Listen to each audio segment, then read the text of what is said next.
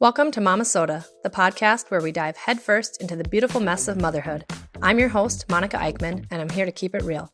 In a world that changes by the minute, parenting can often feel like an uphill battle. We all want what's best for our children, but what that best looks like varies for every one of us. Momma-Sota is your passport to the unfiltered, unapologetic world of mommy. No perfectly edited snapshots or unattainable ideals here. We're here to share the ups and downs, the triumphs and tantrums, the mess and the beauty of being a mom. Join me as we explore the raw and authentic side of parenting. This is your safe space to vent, laugh, and learn as we navigate the unpredictable journey of raising strong, capable, and independent children for the future. Hey mamas, welcome to today's episode of Momma-Sota. As always, you've got me, your host, Monica Eichmann. I'm a stay-at-home mom of 3 very intelligent children. My oldest is 6 years old, so he doesn't have his own phone or tablet yet, but he has already figured out his dad's password and how to navigate YouTube. With today's ever-changing technology, it becomes harder and harder to keep track of and monitor all the content our children have access to at the touch of a button. Joining us today is special guest Nickie Welsh. She is also a mother of 3 and what many would consider more than just tech-savvy. Through her business, Social Club Simple, Nickie is helping adults stay up to date on all their technological needs. Welcome, Nickie, and thank you so much for joining us today. Great. Thank you for having me, Monica. I'm really excited to be here. Yeah, I'm excited to get into navigating all things technology as it pertains to social media, money exchange, parental controls. But before we do that, just share with us more about you and your family. Sure. So a little bit about me. I grew up in a small town in Iowa and with fantastic family, fantastic parents, worked really hard, went to college at Iowa State University and studied in communications, and then moved up to the Twin Cities. Thought I wanted to live in New York City, did an internship there, found out the Big Apple's fun to visit, but didn't want to live there and have a career. But the Twin Cities was the best of both worlds because you could still, afford things. And then there was an airport nearby. And I met my husband after college. And then we, got married, got our first house, and had 2 beautiful, 2 babies. So I have a daughter who is 4 years old now, and then a son who is 7. Mm-hmm. All right. So tell us what your inspiration was behind starting Social Club Simple and when that came about. Yes. So, I think oftentimes as women, we have this like built-in intuition where we can tell, okay, this is something I love to do, or I'm really gifted with this. And I've always just been super passionate about taking a lot of complicated information and simplifying it and explaining that to people. I've just always done that, whatever job I'm in, and I just absolutely love it. Kind of fell into Social Club Simple by accident a little bit, but there was always this voice inside my head being like, okay, what is it that I'm meant to do? And so I had a long career in the corporate world. For 13 years, I had an excellent, workplace, excellent boss, but I always knew there was something else I was meant to do. And so that's when I started Social Club Simple and the path of entrepreneurship. Yeah, and I was going to say, so what prompted that shift from corporate to entrepreneurship, and what's been like the biggest differences? Yes. Oh my gosh. Well, COVID happened and I had 2 small babies. So I had a 6-month-old and then a little 2-year-old, and there just wasn't enough time in the day to do everything. And I didn't have enough energy for everybody. So I was very sleep deprived. I look back at pictures at that time and I don't even remember it. So 2 things prompted that. One, I accidentally backed into my husband's truck in the driveway one morning. I had 2 screaming babies. I had not slept that night, and I was on my way to drop them off at daycare. And I did not even see his truck. And so he has a huge dent in his truck. You will see it. And so that was a huge wake-up call. Like, whoa, I need to, something is not right here. Okay. And then 2, I was at my dentist's office, and my blood pressure was so high that, she put her hand on my shoulder and said, Nickie, you need to take some stuff off your plate. Also, I'm really worried about your health because I was so stressed out and tired, and I just had overextended myself. So it wasn't able to put everything into my career, into my kids, into my family all at the same time, I was spread way too thin. And that's when something had to change. Well, that's interesting because most people wouldn't think I'm spread too thin. I'm going to start my own business. I know. Correct. That's in the opposite direction. Yes, I know. Well, I've always been pretty ambitious and hardworking. And I, own that, kudos to my parents for that. But I've always wanted to create my own schedule and just be more in control of my day and my energy in a corporate environment, and having to go into the office. And if my kids were sick, still having 100 emails that you still have to get to was just not working. But I knew that I could create a business and a role that would work best for me and my family, since my kids are young at this time and they need me so, so much. So I could work maybe 3 or 4 days a week, and then have other times where I'm just, okay, turn it off and focus on my kids. And with having my own company, it's awesome because in 2024, you can really outsource a lot of things. You can have a virtual assistant. You can take stuff off your plate. You can really be strategic about your schedule and about your energy, which has made all the difference in the world for both me and my family. Right. So with the passion for helping adults learning technology, yes, and starting the business, did you right away have several classes going, or did you kind of start with just one area of technology? Because there's so much, like you said, even just social media is one aspect, but social media has Facebook, TikTok, Reels, like a million things within just that. Yeah. Well, I wanted to do everything, but at first I started just with a couple of classes. And, it's not glamorous. It's a lot harder than being an employee because you have someone telling you can check off the boxes and turn it off at night. And so for me, I started just with basics, at the basic level. It was mostly with like Facebook, and then also with people's like smartphones, because these were the questions I was getting anyways from people in my life. And after you receive the same question like 20 sometimes, it's like, okay, there's definitely a need out here for this. So my jumping off point was really with Facebook at first.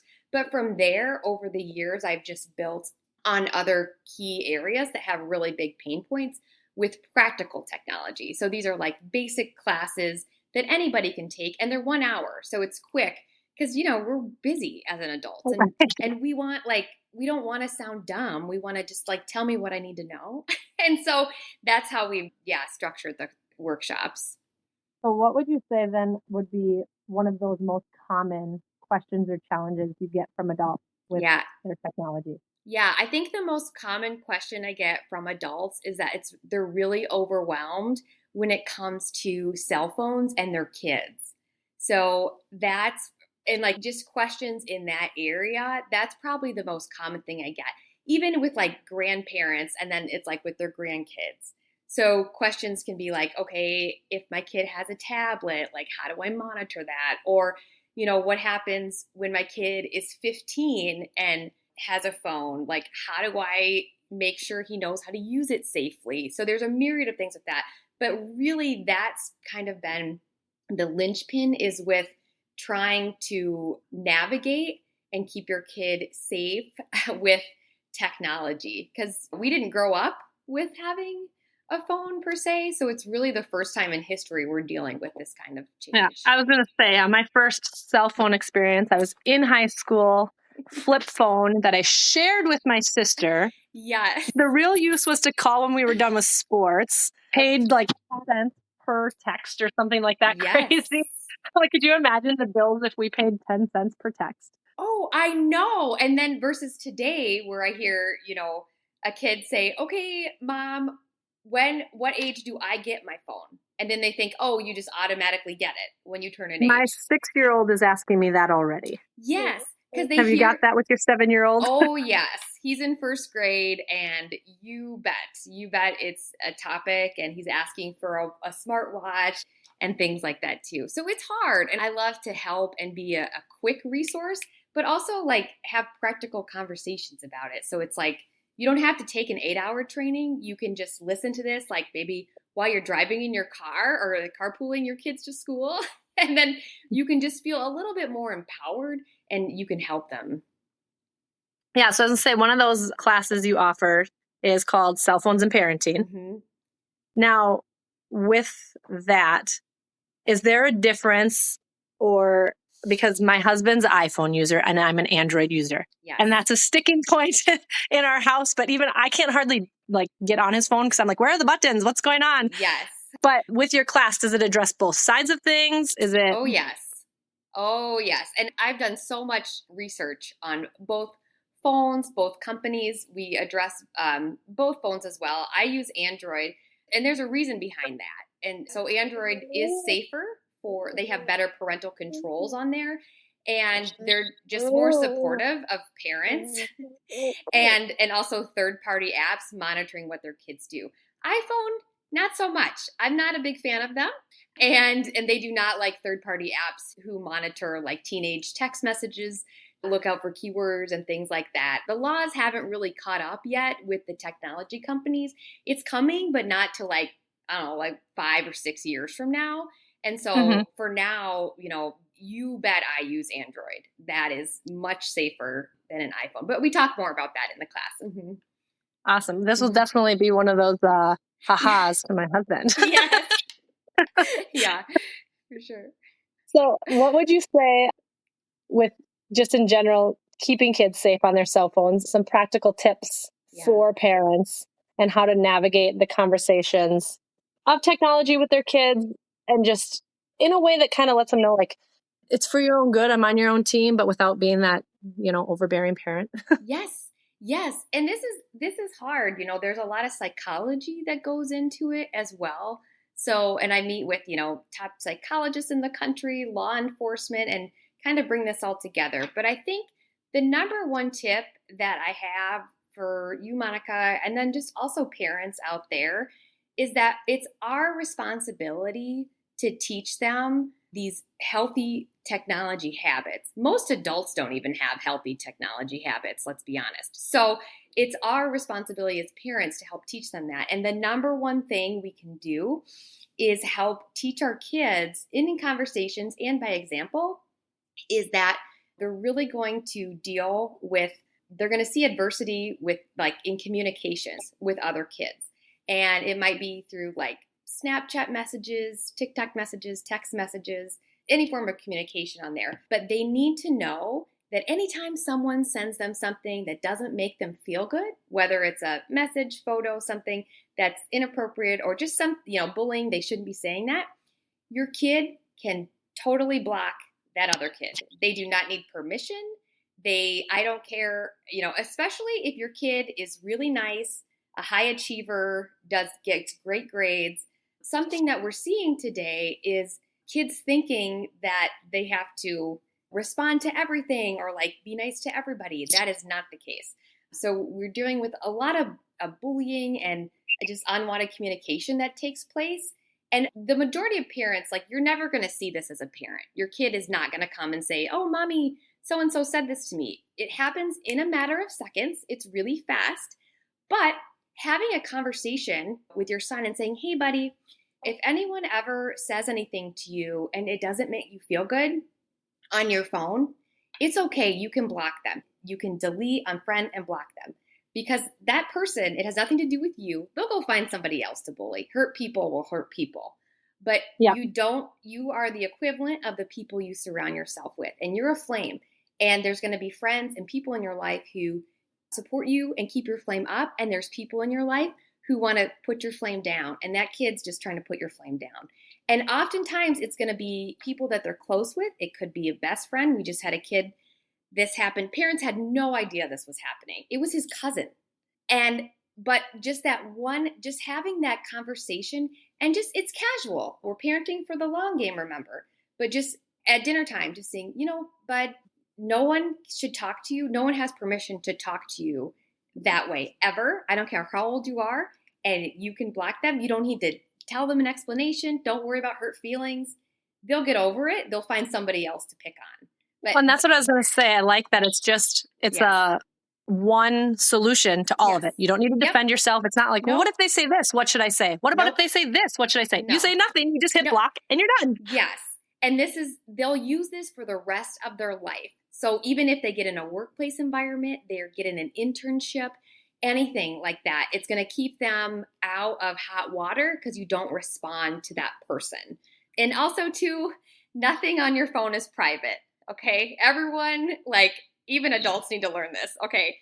Nothing on your phone is private. So everything, even if you delete it, it can still be found on servers. It's owned by other companies. Your phone can be hacked. That's doable. I'm not going to do that because one, that's illegal. And two, I'm a really nice person, but I know how to do that. So just even having that conversation with your kids and letting them know, like, anything that's on your phone can be printed and put on the fridge. Like, that's the rule of thumb, and that will keep you in good graces for the rest of your life. I was gonna say that's like it's a double-edged sword of like communicating with your phone. You're like, well, now I've got a paper trail of everything that was said. Everything. But then it's like, yes, they have a paper trail of everything you said also. Yes. Mm-hmm. Yeah. So hopefully those are helpful for folks. Yeah. Well, with that, you are talking about the importance of like communicating with your children ahead of time and keeping that communication open. What are some strategies for fostering open communication with our kids and having that trust? Yes. So one thing we need to realize is that, we're parenting for the long game. We have such a small window of time where we can have a positive influence on them. So my kid's 7. I have 11 more summers with him before he's going to be an adult out in the world and make his own life, and the family becomes decentralized. And that's sad, but I realize that. So I have a small window of time. So just helping, set up that foundation with them and letting them know, hey, mom and dad or, parents, guardians, whoever you are, we're here to help support you. And it's really hard to grow up with social media. So especially talking like in their preteens, when they get at the cusp of that, because this is going to take off when they're about 15, 16. And we're not going to be ready for it. It's going to be too fast. And we're going to be like, oh, my babies, but it happens. So letting them know that we're here to support you and staying neutral. Like, because we want to have a relationship with our kids when they're 15, when they're 20, when they're 25, and we want to stay involved. But if they come to you and they share something with you, not to freak out, okay? And just we want to stay neutral. And how can we help them? How can we support them? Because too often, and oh man, I just got a call, I talked to a mom yesterday. She has a 19-year-old. He has a pretty successful YouTube channel now. He decided not to go to college. He does this as a career. And the parents are pretty upset about it. And so now this summer, he is not coming home. He's working on his business. And mom and dad are realizing, oh my gosh, we can't tell him no anymore. And they really are losing that relationship with their son. So kids are going to make mistakes. We're not going to like everything that we do, but we have to remember to be supportive, try to help them as much as we can, and parent for the long game, because we want to keep that relationship and the communication open with them. And too often I see where parents will say, no, you're not going to be on Snapchat. And well, the kid has a secret account anyways. So parents, you don't even need a phone. You can go onto a desktop computer and go into Snapchat. And, something will happen and they get a phone call and you don't even know that this is taking place. So we really want to prevent the scary situations from happening. So if they know that it's a safe environment and you can talk openly about these really hard situations that they're dealing with, or maybe they're left out of a group chat and, that really sucks and that hurts their feelings, but they can talk about that with you without you like interrogating them. Or for me, I always want to like pounce, and I want to how can I help and save? But this is something I've had to work on myself too. But we want to be supportive and they know they can come to us and we're there for them, because this is really hard to grow up with this stuff. I'll say, yeah, that's powerful. I was going to say one thing I've been saying to my son, and not pertaining to social media whatsoever, but even when he just shows me his school papers or artwork, I pause, and instead of instinctively saying, good job, I ask, what do you think of that? And he's like, Mom, why are you asking me that? I know. I love it. That's wonderful, though. I'm like, well, Because it's so easy as the parent to say, oh, that's great. And they're like, well, that wasn't the feedback I wanted. I know. Yeah. Or like, yeah, it's really, especially for me, I always want to like help in, like come in and like save them or be like, oh, who did that to you? They can't do that, and like react. And so, yeah, definitely working on that. Yeah, I was going to say, my son already says, that's so embarrassing. Yes. Oh no, it starts. I know. I'm not ready. Nope. So we've talked, we've got the cell phones and parenting. You do stuff with Instagram and business. Yes. How are you approaching designing classes?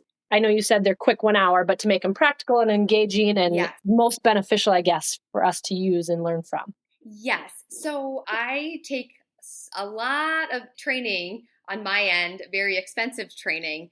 And from those trainings and just reading and podcasts and meeting with, industry leaders, thought leaders, professionals in the community, I take that and I condense that down. And I want it because these are the classes that I was looking for when I was a busy professional and a super tired mom. I was like, man, I want to start my own business, or I want to, have an Instagram, but like, just tell me where to click with the arrows. I don't want to spend $1,000 in an 8-hour class. I don't have 8 hours. So that's when we've condensed it down.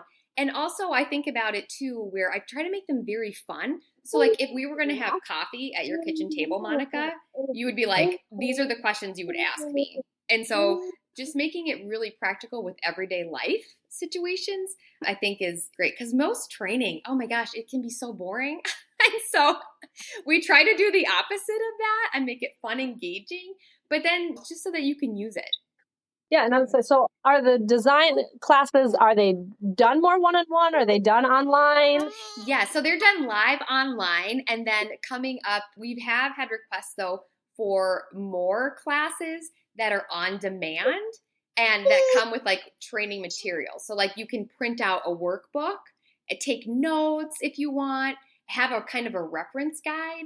Everyone always asks for that after our live training classes. So right now we do call them lunch and learns from noon to 1, but they're recorded. So then you can watch the classes back at your own time. But coming up, we'll be releasing 4 new classes that are on demand with more support materials as well. Mm-hmm.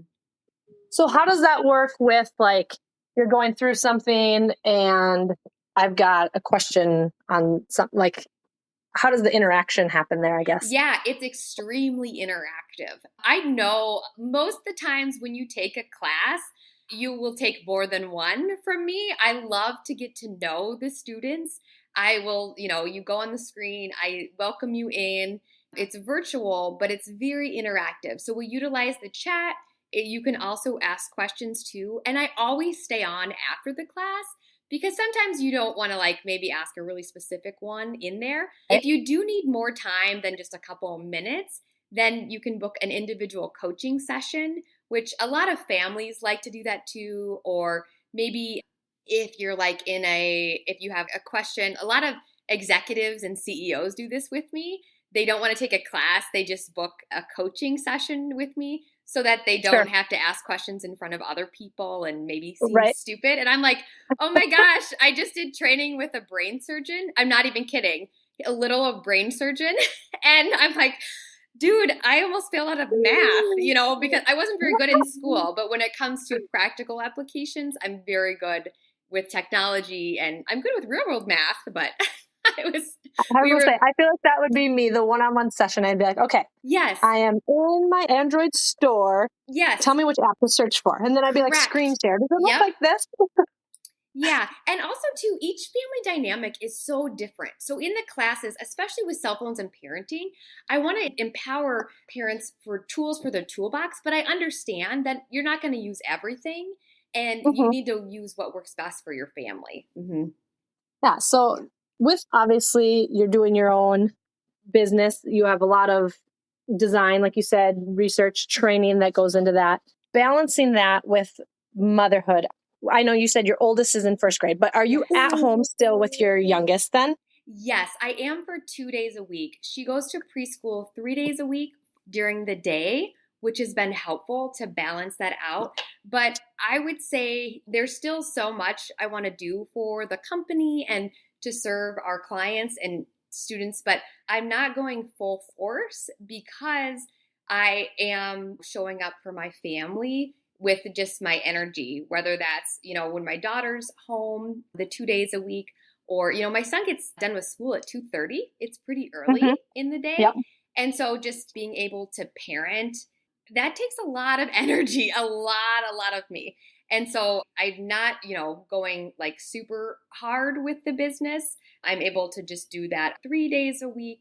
And then the other time focus on my family, because that works best for us, especially now my son is in activities and that has been ramping up, which is so fun. I love to support him with that. But that takes a lot as a parent for the coordination, the practices, even the community that comes with those sports. Yeah, it's great to see him evolve in that. And I'm glad I can be there for him with that, because I know it's such a short time in his life. So I was gonna say, I think you kind of answered that with just like balancing tips for other moms or juggling parenthood and entrepreneurship. Yes, you have to manage your energy. That's so many moms, I can't tell you, like tell me in secret that they take a nap. like or like and like it's a bad thing, and I'm like, yes, every day. You will see on my calendar every day, or most days at 2:00 I have a quiet time, and I'm not like, I give myself a timeout, and that's because you have to reset, and we can't be our best all the time, but I can just prepare and just get ready for the chaos when everyone is home, or maybe if we have like a big activity or like a tournament on that weekend. Yeah. Oh yeah, I'll definitely reset. Take a little snooze. Yeah. I was saying, I can tell even just talking about it, but you're obviously very passionate about empowering adults with the technology training and helping families figure that out. How do you think that's impacted your own fulfillment and well-being? Oh my gosh, I'm a completely different person. My whole life, I never understood when I would hear someone say, "Oh my gosh, I love what I do. I love my career."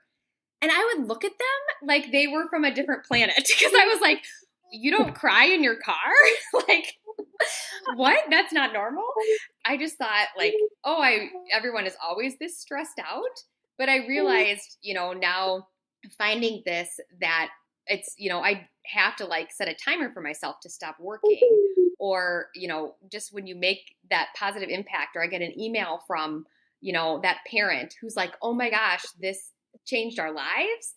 And it's like, cue the tears, because I just love it. I don't get the Sunday scaries anymore, and I don't live for the weekend, which I was doing that before.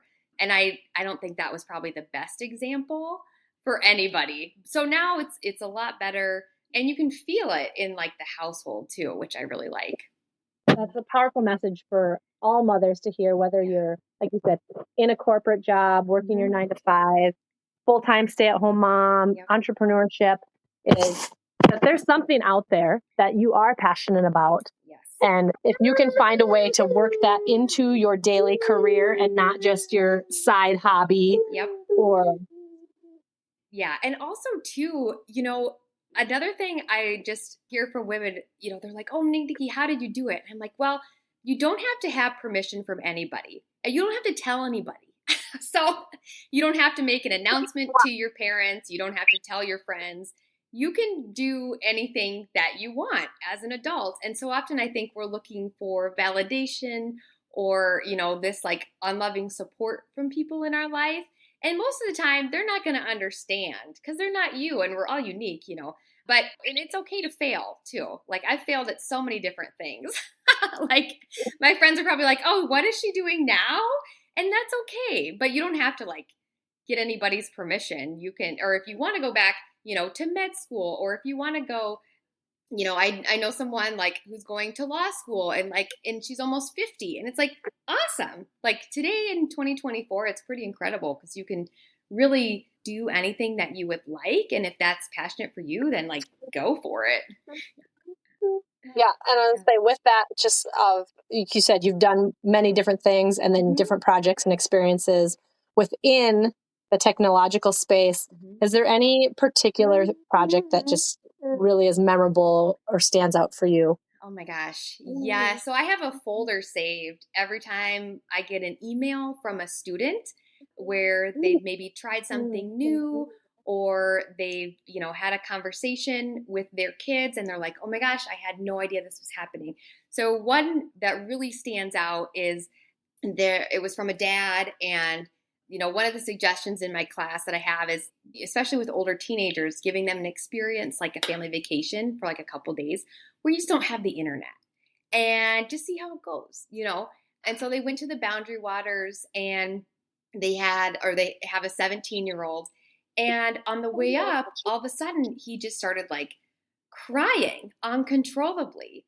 And this is like a good kid. This is like straight A student in sports, like nice parents, great family.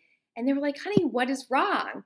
Well, finally he told them he was really freaked out because he was going to miss out on his snap streaks. Well, snap streaks is something where in Snapchat you communicate consecutively with your friends on there, and then you get points. So you keep that up every single day, and he'd done that for like a year or whatever, and with his quote best friends, and he was going to lose those. And so if you don't keep up your streaks, those points are all gone. Real quick, Yes. because I'm not familiar with this. Yes. Are the points useful for anything? No. Or is it just a status thing? Yeah, it's stupid. Yeah, it's dumb. It's not. It's not even like, "Oh, I'm going to use those points to purchase something." No. Okay. And, yeah, I know. And so he is, almost having a panic attack about this. And meanwhile, the parents literally had no idea that he even had Snapchat. Okay. They didn't have it on his phone. He logged in on computer, or he'd log in on his friend's phone. So, but luckily, dad took my class. He stayed neutral. He didn't freak out or punish him. He just, absorbed the information, let his son cry calmly. "I'll be here for you. We'll work on this together." But his son was processing this for the first time ever in his life, in his little 17-year-old world. So then, sure enough, they're in the Boundary Waters for 3 days. They come back. Sure enough, his son says, "Dad, thinking about it, I'm so glad that I had some time away. I don't want to do Snapchat anymore. It just doesn't make me feel good." And he said, "Okay, son, that's great." Stayed neutral. But his son had to come to that realization himself because he didn't even realize, you don't know what you don't know. And he didn't realize wow, this is really affecting my mental health. And that's a life lesson his son learned at 17 that could save his life, his anxiety. And so I have so many examples of that, but it really stands out to me because I know this family very well. The parents are really successful. They've done everything right. And just this little thing, we're like, "Wait, what happened?" So he's doing well. His mental health, the son's mental health is great. But I love that example that he emailed me because I think it really helped that family and helped their son. Yeah, and I was going to say, that reminder to stay neutral, because you and I are talking about it now, and like you said, I would be like, in my head right now, I'm thinking, I'd be like, "Are you kidding me right now? This is stupid. Yep. We're in the Boundary Waters. Knock it off." Yep. You're like, "Well, that's not going to help anything." Yes. Yep. And they still had to and so then, his son could see "Oh, I can share this information with my parents, and this is a safe space." And especially because for mom, because she was like, "Oh, honey," but she did a great job, and and they were there to support him, but stayed neutral. And yeah, it's just been a great thing for the family. So I just love that example because I think it helped them in a huge way. Yeah. So that's the fun, happy side. So more scary side, I guess, of things. Yeah. I've seen a lot. My youngest is a year, and we've never used baby monitors. Whenever we are in, outside at the bonfire, we just do speaker mute phone calls. That's my technological savviness right there. But I see on different mom pages and stuff all the time about the Wi-Fi baby monitors that are being hacked and what are some better monitoring systems. But then, I don't know, someone was posting the other day about another system that wasn't Wi-Fi. Do you have stuff pertaining to that in particular? Yes. The chances of that are I don't know, probably winning a lottery ticket. So the chances of Wi-Fi baby monitoring getting hacked are really, really low chances. But it's scary because when people do post about it, but it's not something that you should really worry about. It's such a silly thing, but with the way social media is, I mean, one, people can post anonymous. Two, there's a million and one fake accounts. Yep. And that, with you saying what you just said, because I mean, you said yourself, like, I could hack your phone. Yes. I wonder sometimes if it's more of, what's the word I'm going for? Just like when people are jumping on the bandwagon with all these trends, like, oh, I'm going to say this happened to me. Like, that's not a cool thing, but okay, like, this is an attention grab. Yes. Yeah. And they do get attention if it's posted too, because it gets us little hits of dopamine. So we don't even realize it too. But anytime there's a like or like a little bit of alert, it plays into our prefrontal cortex and it makes us feel good. So whether it's comments and stuff like that, it definitely gets us little happy feelings, just tiny little ones. But so I think that will put some mothers at ease because, like I said, I've heard people talk about it, and you saying it's not as common as it seems to be. No, I would worry more about like just your cell phone password, your passwords on your computer, like using Venmo safely, than like a hacking of a baby monitor. No. Well, good. Yeah. I mean, that should definitely clear some things up for people. Oh, good. So then, what are some future goals with Social Club Simple? How, like, is there biggest classes on the horizon or changing the training or anything like that? Yeah. So really excited for 2024 and 2025 because we'll have more, people have asked and we're providing. So we'll have more on-demand classes that you can sign up and have a little bit more behind them. So instead of just being like an hour, it'll have different modules, and then it comes with a complete training manual too, where you can print it off. It has things like, here are the key vocabulary words here, or like for cell phones and parenting. People always are asking for more than just the hour that we have together. Yeah, I would think that would be the biggest. Yes. So even like on Snapchat, like this is where you can click on with like bright red arrows, just a quick reference guide people can use, but then also the terminology. So you can have conversations with your kids intelligently and be involved in there with them. And then also to recommendations. So in there, like if you have a 16-year-old, like you bet I recommend that you send, and they're on Snapchat, you bet I recommend you send a snap to your 16-year-old, of your coffee in the morning. And is it the way that we talk and communicate? No. But will it help your relationship? And then in his mind, he's like, oh, there's mom's coffee. Oh, great. She loves me. That's what he's thinking. So there's all these little tiny things that will help as a parent that will put in those more extensive classes too. And then you can take those and you get a lifetime, access to them, which has been, helpful for folks. No, that's neat. Like you said, I think just like you said, noticing like, yes, I'm not necessarily learning Snapchat and downloading Snapchat so I can communicate with my friends in my 30s and 40s. But it's that connection with your teen. Yes. And like, oh my gosh, a friend the other day was like, okay, what do I snap to them? And I was like, okay, snap your toast. So she took and I did this with her. It was so great. She took a picture of her toast and she sent it to her 17-year-old. And then sure enough, he came home and usually he's quiet as a mouse and, Mom, I saw your toast today. That was great. And she was like, oh, yes, and so just those little tiny things can help because they do communicate differently than we do as teenagers. So if we can learn and evolve with that, that's going to be really helpful with our family. For sure. I was going to say, I remember just even my sister has teens, 18 and 20. And when it's like, oh my gosh, who sent LOL? We don't send LOL. It's ROFL. And you're like, what? Yes. Like, just keeping up with that. Yes. Just the acronyms too. Yes. Oh my gosh. Yeah. It's hard to keep up with it. We don't have enough time. No. Mm-hmm. So I was going to say with you like you said, you're rolling out more of that, keeping that in there. Is there anything else with just your experiences, the business, the importance of technology education that you want to share with adults? Yes. I really encourage people, oftentimes if you'll hear people say like, oh, I'm not tech savvy, or that's really scary, I don't understand that.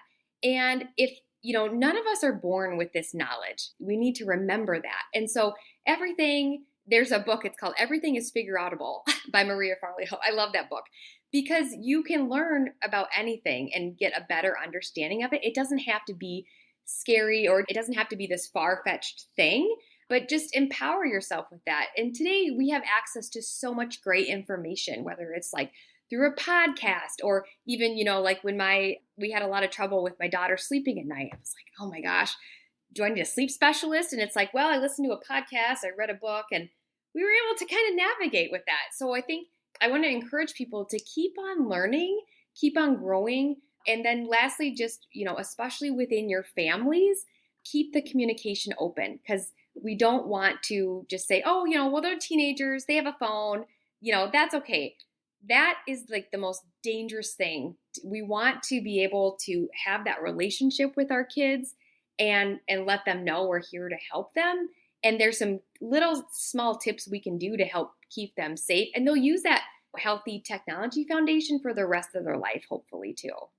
Well, and I was going to say, clearly, like, technology is not going away. It's getting more and more advanced. So you've got everything with like AI and Chat GPT and like with the crazy of like, I don't even think kids are going to write papers anymore someday, because it's like, there's going to be no way for them to like not have something plagiarized. But yes, I'm so glad you said that, Monica. We have a training class. It's called Practical Chat GPT for Everyone. And it's like, what do you need to know? Like to hold a conversation when you hear it in the news, if your school talks about it, just so that you can be educated and empowered. It doesn't have to be a big scary thing, but that way you can like recognize, okay, did my kid use ChatGPT? How do you know? It's like, you can tell. Yeah, you're like, wait, this word was used. That's definitely. No, and I think this is one of those just topics in general, like you said, that playing the ignorance card, like it's not going to work anymore. It's just not. No. And oftentimes that's the easiest thing to do, but it doesn't matter what age you are. It doesn't matter what background that you have. Anybody can keep up with technology just by doing some like small, simple steps. Well, there you have it, guys. This was Nickie with us today from Social Club Simple and sharing just a few quick tips with us today. So there's definitely more she has for you. Nickie, thank you so much. And thank you all the listeners. Yeah, thank you, Monica and the Momma-Sota podcast. It was an honor to be on here today. I appreciate your time. And I think I could like talk with you for 8 hours. Honestly, this is so fun. We took an 8-hour class. I know. This is great. But if students would like to check out the classes, they can find us online at socialclubsimple.com. We're also on social media at Social Club Simple, and you'll find everything there. Awesome. Thank you. Thanks, Monica. And in case you missed it, Matthew, and all of you Minnehaha Court text thread haters, Nickie said that Android is far superior to Apple in allowing for parental monitoring and control. So while you all want to make jokes about who is the person on the chat with the green text bubbles, I'll just go ahead and keep my children safe over here. But first, I'm going to need some lessons from Nickie. Thank you for joining me on this roller coaster of momming right here on Momma-Sota. I hope you enjoyed our candid conversation about all things parenting, where perfection is left at the door and real life takes center stage. Stay tuned for more heartfelt, unfiltered discussions in the next episode. And if you haven't already, don't forget to subscribe, rate, and review Momma-Sota on your favorite podcast platform. Your feedback means the world to us. Until next time, this is Monica Eichmann signing off.